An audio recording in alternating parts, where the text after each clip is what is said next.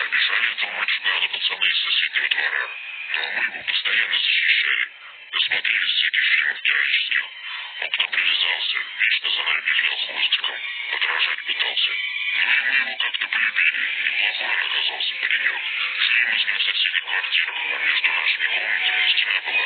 Сами понимаете, с какой звукоизоляцией. Вообще у нас перед сном была традиция. 3 стука по стене от него, 3 стука от меня в ответ. После этого он понимал, что все ок, и засыпал. И так было почти каждую ночь. Потом произошло непонятное.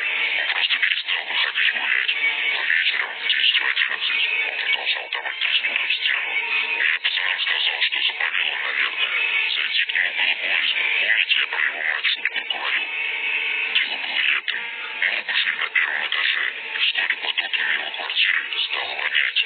Однажды, возвращаясь с друзьями после очередных путешествий по близлежащим стройкам, видим такую картину. Стоит милицейская машина, скорая, и из подъезда выносит тело под простыней.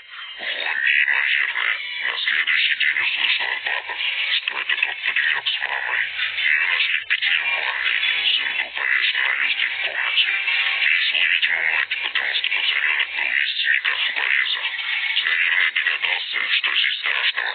До самого последнего дня, пока их не нашли, паренек слышал стену, а умерли они за несколько недель до этого.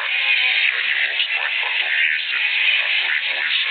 Даже сейчас, в 19 лет, иногда накатывает страх. Хотя я давно уже не живу в той квартире.